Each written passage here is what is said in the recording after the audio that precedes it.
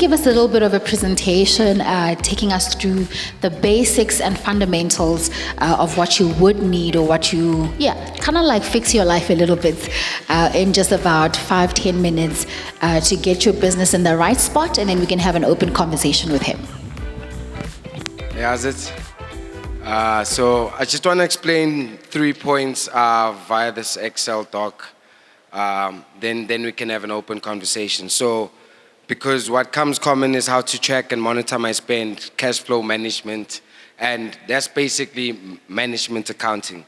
What we're doing here is we're looking at, on a month to month, what the actual account entails. So if we're taking petrol, how much we pay on petrol and transport on a month to month. So you'd open an Excel document, which is what I'm prescribing actually. That's the prescription, rather than getting an accounting software.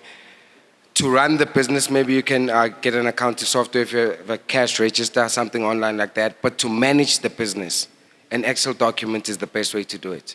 It's the cheapest way to do it, and it does. Listed companies use Excel to manage their management accounts. So what I wanted to show here is this is a summary of my management accounts. This is how it looks. The most important number being sales. It's just covered by, but the first number you're looking at, that's my sales number. How do I manage my sales? Because that's my most important number. Okay, let me start it off like this. If I want to make an investment in your company, I'm interested in your net profit. So I take your net profit, I divide it by what I want to invest into the company, and that percentage is going to give me an indication on whether or not to invest. So the number you're trying to beat there is 8%. You take an Excel document, you open the different tabs. I'm sure we're comfortable with using Excel, and it's user-friendly. If you can't or haven't used it, it's not that intimidating. It's very user-friendly. You open the different tabs, and you literally translate everything that's on your bank statement to that.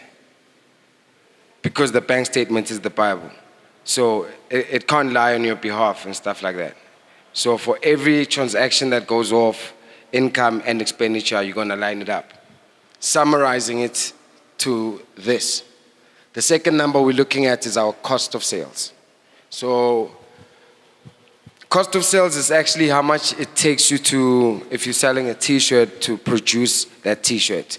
It doesn't have the other admin expenses such as marketing that t-shirt, or the accounting fees, or the legal fees, or it primarily relates to how much is it gonna take me to sell this t-shirt. So what's the cost?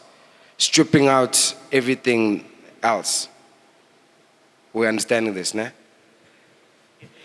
So when you're saying the cost it takes you to actually sell something. Yes. So let's say, for example, with me, right? Do I actually put the final price that, because I sell cupcakes. So yes. if my cupcake, I sell it for 15 Rand. And let's say it actually takes me about 10 Rand to actually make the cupcake.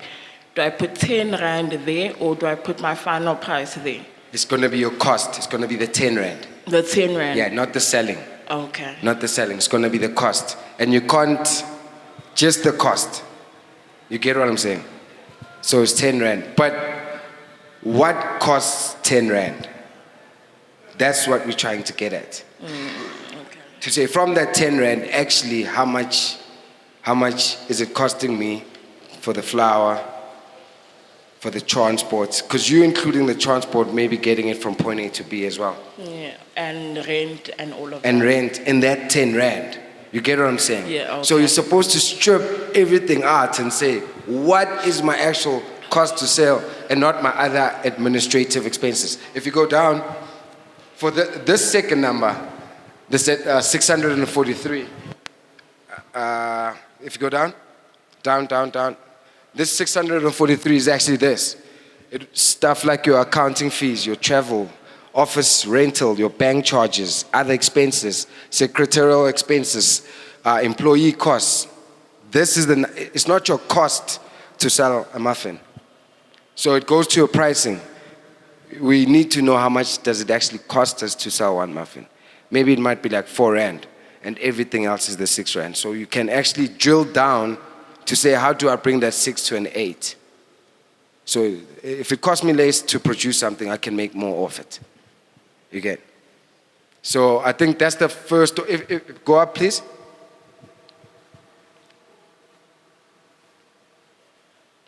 Okay, so that's the first point I wanted to make. Distinguishing how much does it actually cost you to produce something, and the other expenses related to producing that stuff. That's the stuff you can go down on. Like maybe you don't need to have a full-time bookkeeper. You just need an accountant once a year. So scrap the guy you're paying $600 every month. Then you just pay 3K, 4K at the end of the year. It saves you some bucks. Your bank charges, maybe you might need to change your bank. But it's not related to how much it costs. So this percentage between that and this is actually important for your business to grow. So you're trying to get the sales right, increasing, whilst decreasing your cost of sales. And it gets tricky, you get. Without compromising the end product. We still want good muffins, you get. So the second part is, how much do I pay myself? That's the big thing that comes up with the guys. How much do I pay myself and what happens? So with that, it's creating shareholders loan accounts. So for every business, just know you must have a shareholders loan account, where you're saying, if I didn't pay myself this month, I'm paying myself accounting-wise. You get? So what happens there is, if you go to the balance sheet, this tab.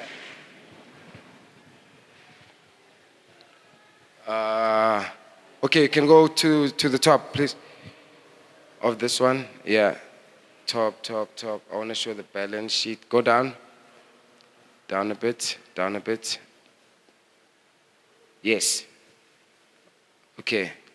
So for this precise company, it's actually for actuaries. So this is a subsidiary to a group company. But what I'm trying to show you guys is the loans. So let's just scrap companies for shareholders. Same concept. So you can have loans to the company, and you can take a loan from the company.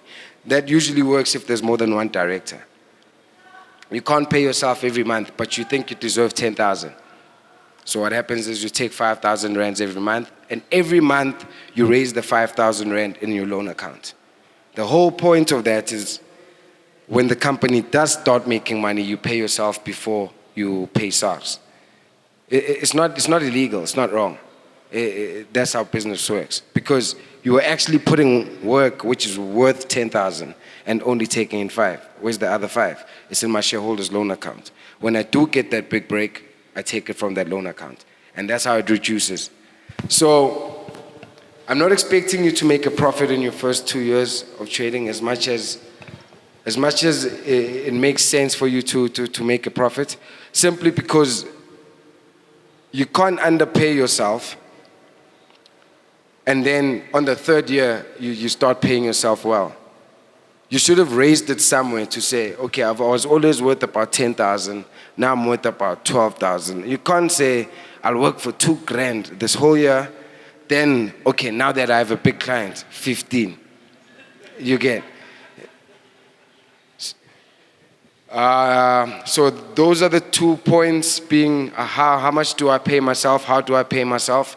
So when there is money in the bank, you can take the physical cash. Anything above, I actually found out it didn't go up, it's 6,500 still.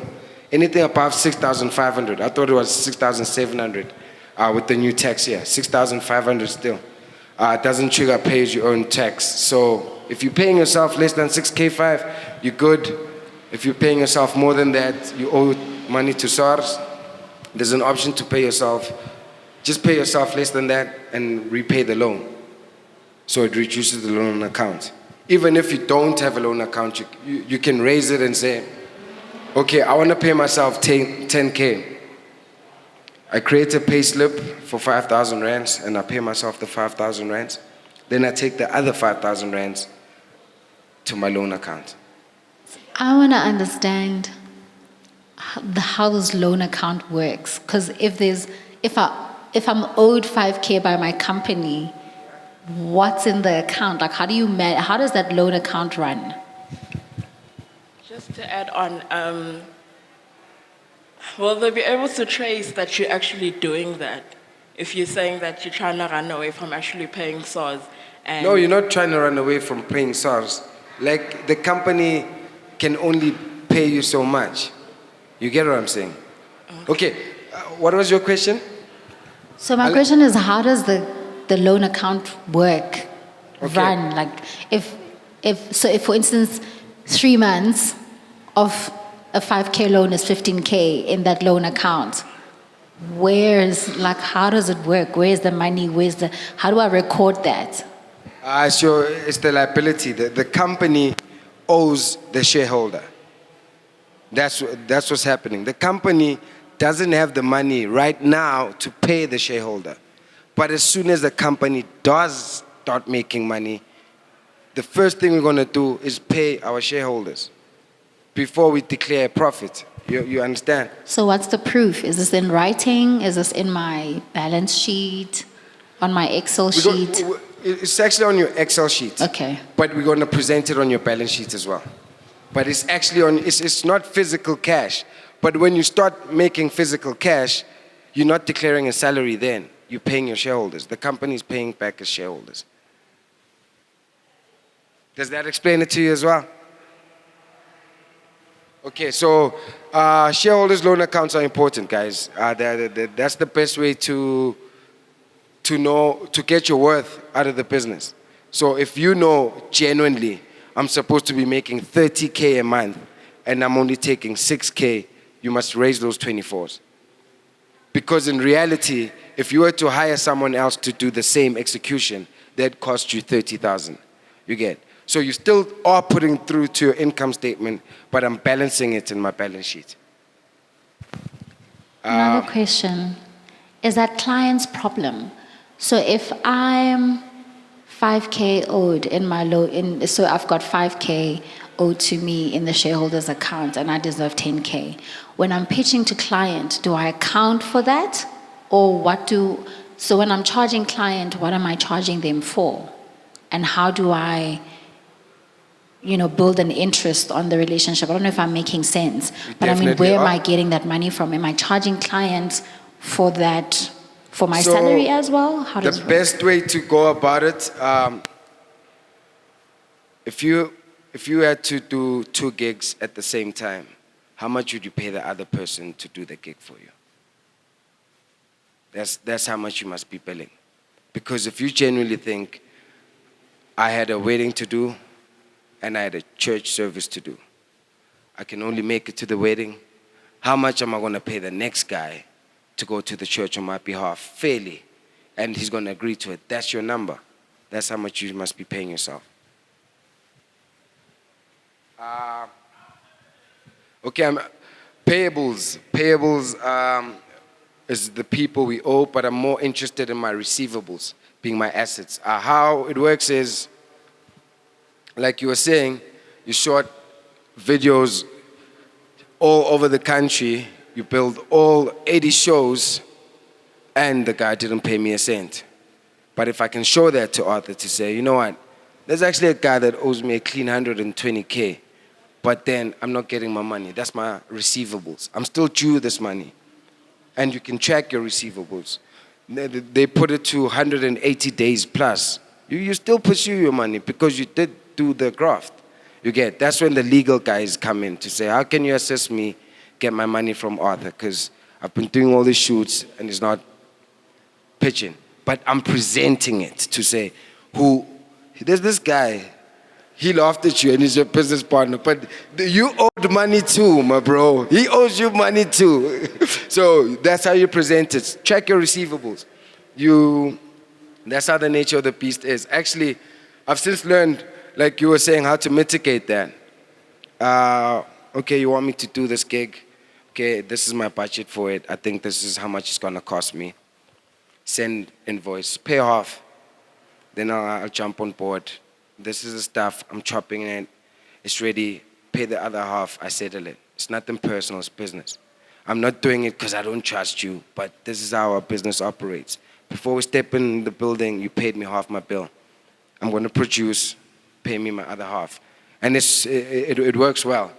So if you treat everyone like that, they just understand that's how Otre does business. It's not Gucci, you're doing that to Arthur or anyone else. Question. In the entertainment industry, we work with a lot of skill and favor exchange. And that's the kind of value that goes around as a currency in the entertainment industry. At what level do you pin down some of those skill exchanges and favors into receivables? Because I'm certain some of the skill or the favor has monetary value. So at what point do you put that in your receivables? And is it an agreement that we make with the people we're exchanging with? I don't know if I'm making sense. 100%. Yeah. Two things. As a director, if you register a company and you're a director, you work for the company. The shareholder owns the company. So in our instance, because we own and manage businesses, the directors are the shareholders. You can make a call on it. You're allowed to make a call on it. If you think, actually, this one favor is worth so much, and I know it is, I can put it down my books. You get? As long as I can back it up to say, this is the reasoning behind me putting this number up. You get? So you definitely at will, as the shareholder, you can put as many favors as you please. You get? But for me, going on the balance sheet, I must be able to impair that. It's a good thing. Impairment is just the same thing as depreciation. So if I can explain depreciation, we bought the speaker. Let's say we bought the speaker this year, today, in April. Next, for 5,000 rands, 10,000 rands, to make it easier. 10K, we bought the speaker today. Next year, this time, the speaker is only worth 8,000 rands. Because I'm just saying the wear and tear depreciation on a year. But that 2,000 rands actually goes to my income statement. It reduces my profit.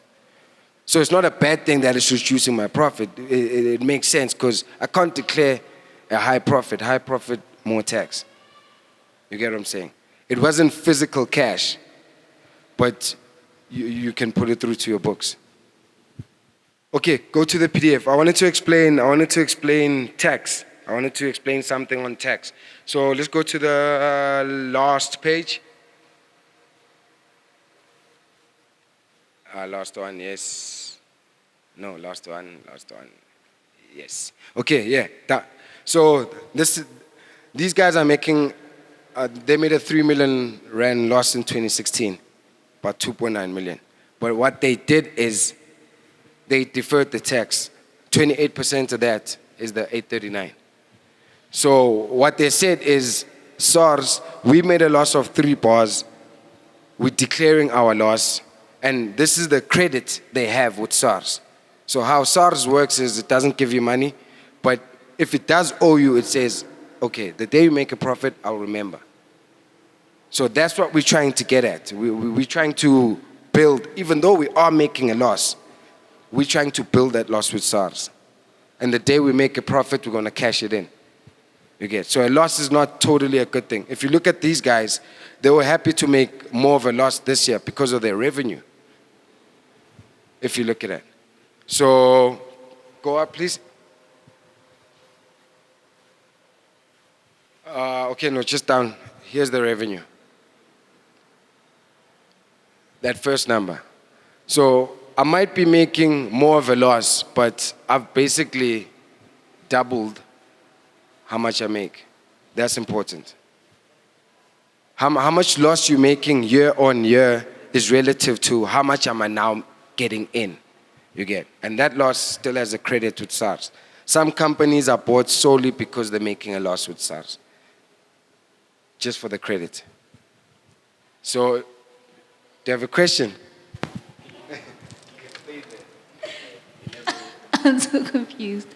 So what does SARS want from us? They want your money. They want the money. SARS wants the money. If you make a profit genuinely, it costs me $10 to produce a muffin, and I'm selling it for $5. You made a $5 profit. SARS wants R1.40, 28%. From that transaction, SARS wants 28%. For every $5 you make, SARS wants 28%. Unless you can say, oh, SARS, before you take the 28%, I have to pay Arthur back his $6. Now I even owe Arthur R1. I'm making a loss. Actually, SARS, you owe me 28%. That's what we're trying to do. That's the whole struggle with SARS.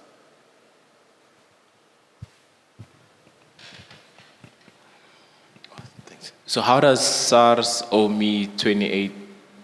Yeah, like how do they owe me? Like in this case, I made a loss of three bar, yes. But then they owe me 800K. How? Because I owe them even though we had no agreement that we would be paying each other. So I get, you know what I mean? Like I didn't sign with SARS like guys when I get a job. You do have an agreement, CIPC. When you sign up to be a director of a company and actually work for a company, that next, one of it says you're gonna pay SARS. So this is also like if I have a job, right? I guess I didn't sign up. I guess signing the contract, it says that you will pay your whatever you pay your. It's law. Yeah, it's law. So I guess does it fall under the same law to say, okay, sharp, SARS, under that same law, because I'm making a loss, you owe me. I guess in this case. The company. Oh yeah, the company. The company, okay. not the individual. You can't say, here's my salary, here's the school fees I was paying, the petrol I was paying, the loans I was paying. In a personal capacity, you can't. This only works with company taxes. To say, if you declare your loss, I'll give you 28%, but not physical cash. I'll remember it. Okay. I remember it. So, because I thought I need to pay it anyway. So they're saying, oh, you can't pay me, so I'll remember it. So let's say in this year you make a profit of 900,000. Oh, you have to pay 28% of 9. I want to make it more than 800. Okay. Let's say you have to pay SARS 900,000. Sure. You're gonna say, remember last year that 3 million loss I made and I declared it?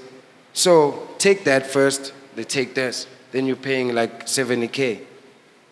That's the advantage of it. That's why these guys are interested in building it. They like seeing it increase. Okay, so I pay tax on 100K instead of 900K. No, let me explain it like this. Okay. The actual number, let's get the actual number then. Sure. So this is just 28% of this. We understand. How we get this number is the revenue minus all these expenses, my employee costs, and I land at my number. Boom. Sure. 28%, SARS, you owe me 840,000. Okay, I won't give it to you in cash. Next year, I kill it. My contracts pull through. I make a profit. Big profit. Make 10 million baht, or I make 100 million. I owe SARS 28 million profit, because that's 28%. I'm going to say, SARS, okay, I'll pay you 27,200,000, because remember that 800K last year. Okay. You get? Yeah. Yeah, because they owe you, like it's a credit. It's a credit on your end. Mr. Nkun. Just in terms of like tax avoidance, or rather tax incentives, right? When you look at like either enterprise development or paying or giving money to like a NGO, does that also influence how much tax you pay at the end of the day? Giving cash to an NGO can be deemed something like a donation. Okay. So For a donation, you usually get a Section 18A certificate if you like go to the SPCA. So, some institutes, most NGOs should have Section 18A certificates to issue, and that's when the credit kicks in. But this is like real money. These guys are making 12 bar loss. The employee cost is at 11 million. If you look at the actual donations, it's 4K. They paid 4,000 rands. It doesn't matter. So what I'm trying to understand is there a way to get like a tax incentive where you don't pay SARS directly, but you kind of pay that money to other organizations that could benefit from that amount of money? All you're going to be doing is raising the donations line.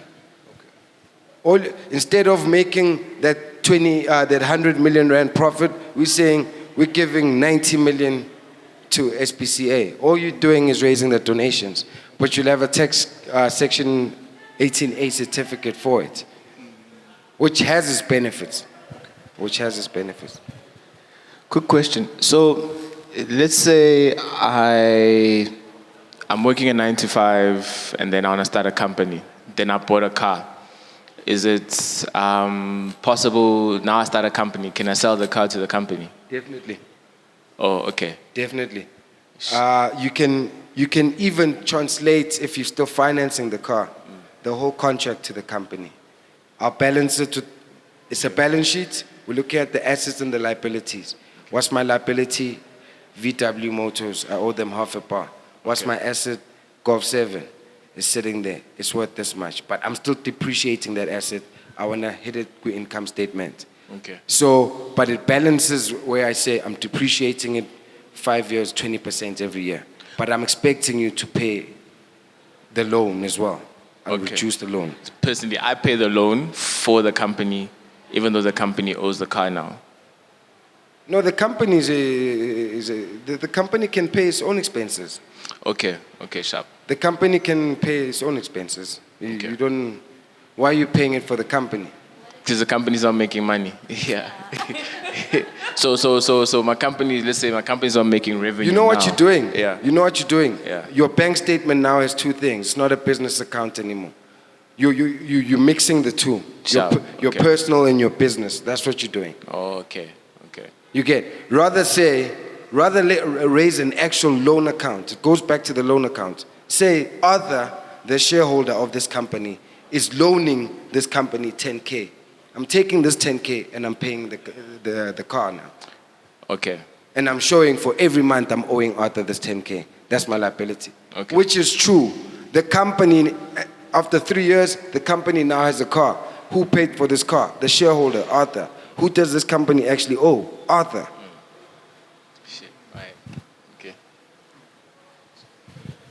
Yeah, I just wanted to know, so if big companies donate a lot, so it's more of a PR move than actually trying to pay less tax? Yes, both. I'd say both. But the tax benefit is not worth it. So they say the juice is not worth the squeeze with this donation thing. But we'll do it for CSI, pictures online, for that. But for the tax benefit is really not as great. Again, I'd rather increase my employee benefits, pay you guys well, give you bigger bonuses, buy cars, because that's what they do. When I say I'm going to make a profit, let's blow the budget, which is what happens in government as well. You can't underspend. If you got allocated this much, now you want to meet the budget. You can't be off the budget. You want the actual number to meet the budget. Then I sorting all sorts of cars for the directors, which is what happens actually.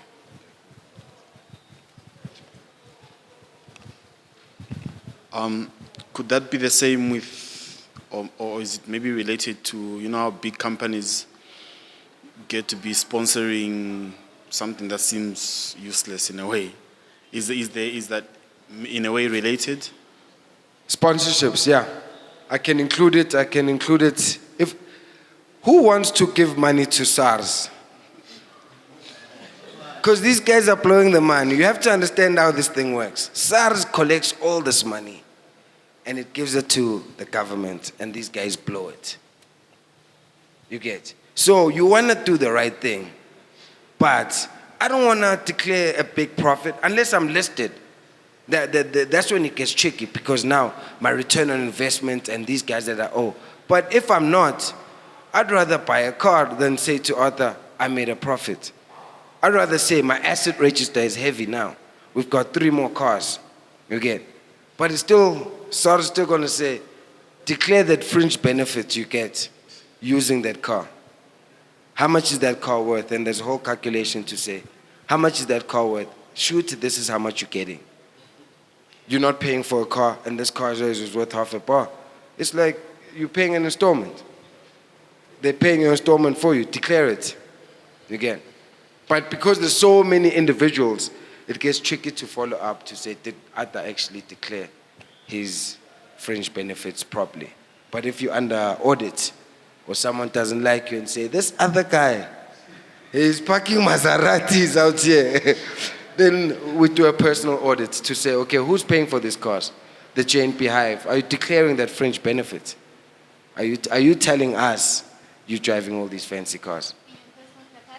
In your personal capacity. In your personal capacity. Just a quick one. Are you declaring your entire turnover, or are you declaring just your profits? As an individual or as a company? Company. So when you're scaling this, right? So are you saying this is exactly how much money came into the business, and you're declaring that, or are you saying this is the amount of profit that I made, and that's what's taxed? That's why it's essential to do your financials before declaring. Okay. Because I'm literally going to take this and put it on e-filing and say submit. So this backs me up when they say, okay, show me where you're getting these numbers. I put this through. If they want more, they can say, show me your bank statement and this loan account you're talking about. I put through that very Excel document. I send it to SARS. That's the importance of it, to say, actually, yeah, we have to pay back the shareholder, which is coincidentally myself, but the company has been owing me. Here's the Excel document. I've been raising this every month on my management accounts. So losses are not that bad, Mr. Nkuna. So losses are not that bad. It has its perks. It has its perks. But when you do start making money, you have to understand from 1 rand, 28% is due to SARS. So even if you make 10 bucks, 28% is always due to SARS. Okay. Any questions? Okay. Okay, so that's our master, Sizwe. Would you like to take a seat? So I have a question. I think I forgot my question. But, oh yes, so when you raise your finances to SARS as the company, for the company rather, you as in your personal capacity are not proper with SARS. What happens there? What could happen in that instance? So maybe you're focusing so much on being in the books for the company, et cetera, but you haven't done your own personal returns for wherever you're working, perhaps as an employee or whatever the case may be. You have not been submitting your RP5s or whatever. What could happen in that instance? SARS is interested in the company declaring. So as soon as the company does declare, it's not related to the directors of the company declaring the stuff. Where that issue does come in is when you want to do business, when you want to register as a vendor, when you want to get on even on a listed company's vendor list to say, okay, I shoot videos. If you guys are going to have a farewell, a party, a retirement, I can come and shoot that video for you, but I need to get on the vendor list. The company checks out, compliance certificate is dope. Who the directors? Okay, is this person compliant? No, she's not. This still is not going to go through. So it's for your business interests where it catches up with you. But for SARS, it's just interested in the company and the individual separately. You get, there's no link really. Why, for you in particular, why did you decide to work with creatives? I mean, as a chartered accountant, as a finance guru, there's so many other spaces you could flourish without half the headache, I think, because creatives and finance are not really the best of friends. Why do you have such an interest in creative finance? A big thing about that is you actually don't realize what you're running. You're running a box shop. This thing is a pick and pay. Producing that one muffin and selling it. That's how I met the Hive, actually, is through Litabo. So I grew up with Litabo, first client of Work Fresh. So when he started out, took the first person to go there was myself, to say, okay, Linyora, let's count this. How much is it gonna cost us to wash one sneaker? And from gradually we go there. So when he came to the Hive, I didn't see it as creatives. It's genuine box jobs. Guys, you know what you have in your pocket, and you actually can do it. Because you're taking a camera, you're shooting something, and you're making money off that. It's like, how do you do that? Let's just calculate it better. How can we maximize on that? How can we make more profit on that? Do we really need 2 cameras? Can we lease out 1 camera? What can we do with this thing? Now it's interesting. It's no longer a creative space. It's business. You get what I'm saying? So I never view the guys as creatives. And another thing that we scrapped out at J&B, we don't have startups. It's owner-managed businesses.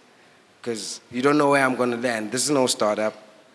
I'm managing my own business. You get what I'm saying? What's the biggest finance mistake that a lot of entrepreneurs make when they start making money? So we know that when we're starting out, we make all the wrong decisions with our money, but we never really consider the wrong decisions that we make when we do have money. So what are the biggest mistakes that entrepreneurs make when they start having a consistent income, whether it be it from clients or whether it be it that their profits are growing because their company or their services are picking up? What are the biggest decisions that they make, the wrong decisions they make at that level? I think they then want to pay themselves a market-related salary, like just increasing employee costs, drowning the company, where you can actually say, now the company is making money, what other revenue stream can we open? Because we were selling T-shirts and jackets at shops. What else can we do? Like what can we add to that? Can we go sneakers? Can we try out one sneaker? Can we resell sneakers? Let's try get sneakers from Cape Town, drop them off this side, only find. What other revenue streams can we open up? Again, so it's to use that money and put it back into the business as opposed to gratifying yourself. Yeah, well, you see, when you say putting it back to the business, it just goes cliche to say, yeah, okay, I'll put it back into the business. But how am I putting it back into this business? Like, if you want to put money back in your business, open a new revenue stream. Open like something we weren't cashing in. Let's cash it in now. You get. Any questions? Okay. I'll give you my mic.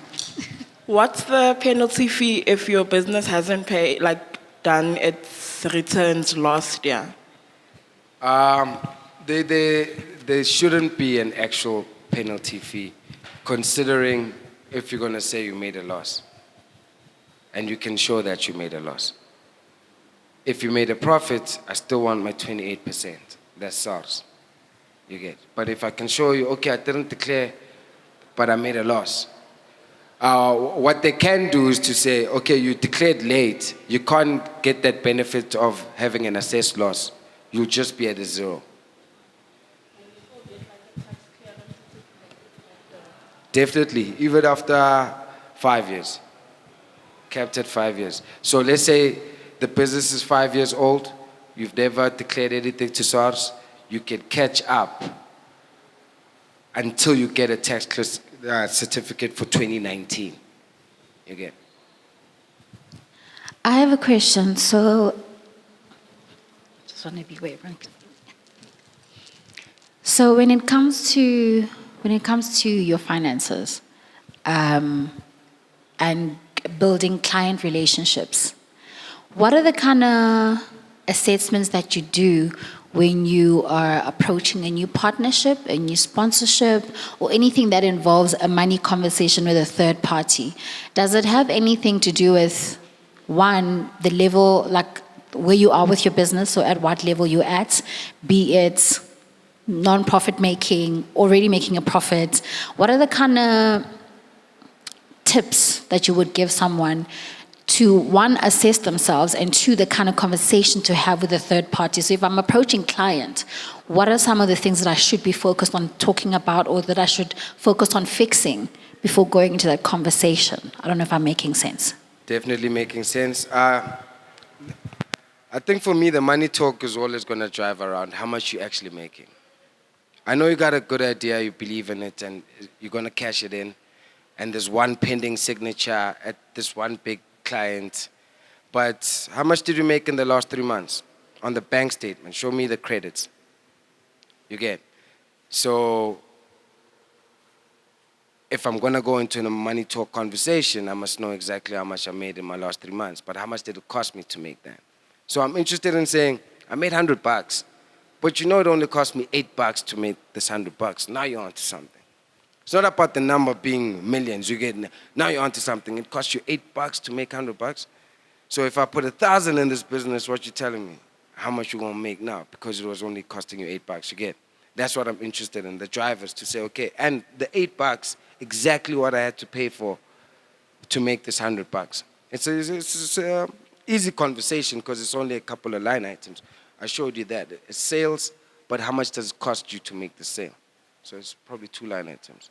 So I can walk into a conversation and say, for every 1,000, it cost me $100 or $200. Do you want to jump on?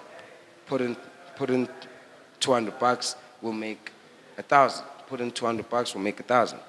That's the conversation again. I'm going to ask you a question that I kind of did ask earlier on, but I just want to get at what point you draw the line, right? So to try and keep your costs minimal, there will be certain things that you will do, like for instance, not buying from a certain place versus another factory or whatever. Or maybe getting services for free, although we know that services are not really free, right? So maybe bartering deals to make sure that my costs are kept low versus spending on acquiring these things I need to produce my service or product. So again, how much it takes for me to pull in favors, how much it takes for me to actually get people to do stuff that they cost for. Are those costs completely irrelevant in your, in doing your count up? So it might cost me R8 to do this, but it's only R8 because I ticked off R7. Because you've got goodwill. Yes. That's what it is. Yes. It's actually an asset. It's goodwill. There's a calculation for it. You get. In the same way, the closest way to link goodwill would be franchising. If I sell hot wings and I don't have chicken licking sign outside, chances are you guys are going to walk past. But as soon as I get that branding, and all I did was get that branding and the goodwill behind it, and the business was there, you get. So you can calculate that to say, actually, but you must be careful between your discount received, which is income. You can declare it as and call it, this is my discount received. And it's an income statement item, being we only count it this year. Goodwill is accumulative. It's an asset. You build it over time. So you say, actually, if I whip out my phone, if I'm into shooting videos, and I know if I whip out my phone and I start contacting my contacts, all these contacts that I have, we'd have one of the coolest parties in the next hour. How much would I get from that? How many people would actually walk in the door? Then we can actually calculate that to say, if Ziggy pulls out his phone, and if I pull out my phone, 3 accountants are going to walk in, and that's it. If Ziggy pulls his phone, 500 people are here, paying $20 each. So this guy feels like his contacts are worth this much. That's goodwill. But if Ziggy can go to someone and say, because I know you, sell me this couch for $3,000 instead of the $5K, that's discount received. Any more questions? All right. Thank you, Thank you. Sizwe. Thank you so Give it up much. for Sizwe, the brilliant finance mind here at the J&B Hive.